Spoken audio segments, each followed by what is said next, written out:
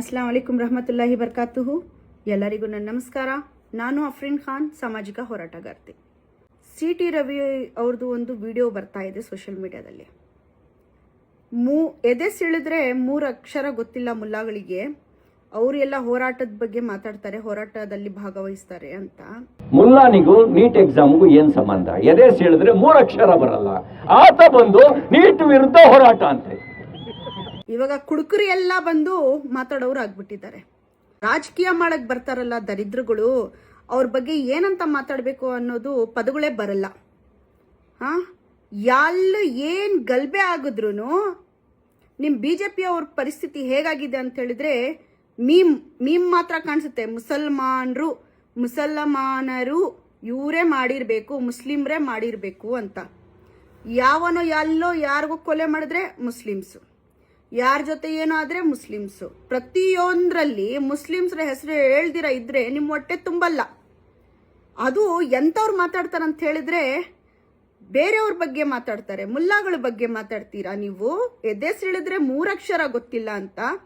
ನಿಮ್ಗೆ ನಿಮ್ ತಲೆ ಸಿಳ್ ನೋಡಿದ್ರೆ 1 ಅಕ್ಷರ ಗೊತ್ತಿಲ್ಲ. ನ್ಯಾಯವಾಗಿ ಮಾಧ್ಯಮಗಳ ಮುಂದೆ ಮಾತಾಡಕ್ ಬರಲ್ಲ. ನಿಮ್ಮಂಥವ್ರು ಬಂದ್ಬಿಟ್ಟು ನಮ್ಮನ್ನ ಮಾತಾಡ್ತೀರಾ, ನೀವು ನಮ್ಮ ಬಗ್ಗೆ ಮಾತಾಡ್ತೀರಾ. ಇದ್ರಲ್ಲಾದ್ರೂ ರಾಜಕೀಯ ಮಾಡೋದನ್ನ ಬಿಡಿ ಆಯ್ತಾ. ಸಿ.ಟಿ. ರವಿ ಅವರೇ, ಮರ್ಯಾದೆಯಿಂದ ನೀವು ಒಂದು ಮಾತು ನೆನಪು ಮಾಡ್ಕೊಳ್ಳಿ. ಈ ದೇಶಕ್ಕಾಗಿ ಮುಸಲ್ಮಾನರು ತಮ್ಮ ಪ್ರಾಣಗಳನ್ನ ತ್ಯಾಗ ಮಾಡಿದ್ದಾರೆ, ಇದುವರೆಗೂ ಮಾಡ್ತಾನೆ ಬರ್ತಾ ಇದ್ದಾರೆ. ಪ್ರತಿಯೊಂದರಲ್ಲೂ ಅವ್ರನ್ನೇ ನೀವು ಇದ್ ಮಾಡ್ಕೊಂಡು ಏನು ಅವ್ರ ಮಾತು, ಅವ್ರ ಬಗ್ಗೆ ಸುದ್ದಿ ಎತ್ತಿಲ್ಲ ಅಂದ್ರೆ ನಾವು ಮುಸಲ್ಮಾನರು ಬಿಟ್ಟಿಯಲ್ಲಿ ಸಿಕ್ಕಿಲ್ಲ ನಿಮಗೆ. ನಿಮ್ಮ ಅಪ್ಪನ ಮನೆ ಆಸ್ತಿ ಅಲ್ಲ ನಾವು. ನಮ್ಮ ಬಗ್ಗೆ ಪದೇ ಪದೇ ಪದೇ ಮಾತಾಡಕ್ಕೋಸ್ಕರ ಅಷ್ಟು ನಿಮ್ಗೆ ಮುಸಲ್ಮಾನರನ್ನ ಕಂಡ್ರೆ ನಿಮ್ಗೆ ಅಷ್ಟು ರೋಷ ದ್ವೇಷ ಇದ್ರೆ ಕಣ್ಣು ಮುಚ್ಕೊಳ್ಳಿ.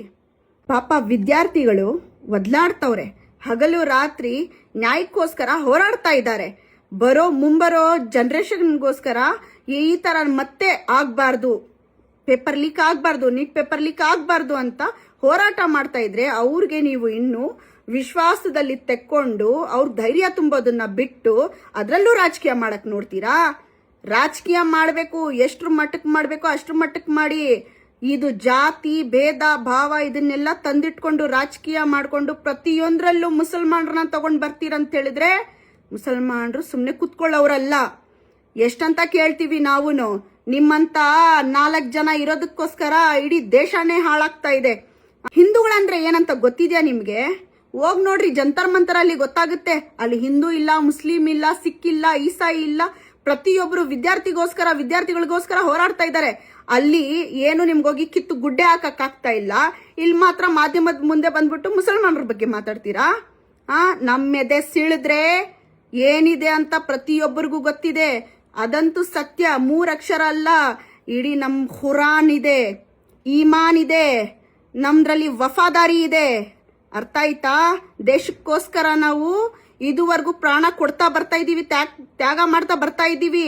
ಆದ್ರೂ ನಿಮ್ಮಂತ ಕಮಂಗಿಗಳು ನಮ್ಮ ಬಗ್ಗೆ ಕೆಟ್ಟದಾಗಿ ಮಾತಾಡೋದನ್ನ ಬಿಡಲ್ಲ. ಹುಷಾರ್. ನೀವು ಒಬ್ಬ ಶಾಸಕನಾಗಿ ನಿಮ್ಮ ಬಾಯಲ್ಲಿ ಇಂಥ ಮಾತುಗಳು, ನೀವೊಂದು ಕೋಮುವಾದಿ ಗಲಭೆನ ಸೃಷ್ಟಿ ಮಾಡೋದು ನೀವು ನೋಡ್ತಾ ಇದ್ದೀರಾ. ಆದ್ರೆ ಇದು ಪ್ರತಿ ಬಾರಿ ನಡೆಯಲ್ಲ. ಜನಾನು ಎಷ್ಟು ನೋಡ್ತಾರೋ ಅಷ್ಟೇ ನೋಡೋದು. ಪ್ರತಿಯೊಂದನ್ನ ಕೇಳ್ಕೊಂಡು ಕುತ್ಕೊಂಡಿರಕ್ಕೋಸ್ಕರ ಇಲ್ಲಿ ಮೂರ್ಖರಲ್ಲ. ಬಿಗಿರ್ಲಿ, ನಾಲ್ಗೆಗ್ ಬಿಗಿರ್ಲಿ. ಇನ್ಮೇಲೆ ಮಾತಾಡ್ಬೇಕಾದ್ರೆ 100ಕ್ಕಿಂತ ಯೋಚನೆ ಮಾಡಿ ಮುಸಲ್ಮಾನರ ಬಗ್ಗೆ ಮಾತಾಡಕ್ಕೆ ಮುಂಚೆ ಆಯ್ತಾ. ಮುಸಲ್ಮಾನರು ಬಿಟ್ಟಿಯಲ್ಲಿ ಸಿಕ್ಕಿಲ್ಲ ನಿಮ್ಮನ್ನ. ನಿಮ್ ಕೈಯಿಂದ ಹೋಗಿ ಅವ್ರಿಗೋಸ್ಕರ ಹೋರಾಟ ಮಾಡಕ್ ಆಗ್ತಾ ಇಲ್ಲ. ಮುಚ್ಕೊಂಡು ಕುತ್ಕೊಳ್ಳಿ ಮನೆಯಲ್ಲಿ. ಮಾಧ್ಯಮದ ಮುಂದೆ ಬಂದಿದ್ದೆಲ್ಲ ಮಾತಾಡಬೇಡಿ. ಸಿ.ಟಿ. ರವಿ ಅವರೇ, ಮರ್ಯಾದೆಯಿಂದ ತುಂಬಾ ಗೌರವ ಪೂರ್ವಕವಾಗಿ ನಿಮ್ಗೋಸ್ಕರ ನಾನು ಮಾತಾಡ್ತಾ ಇದ್ದೀನಿ.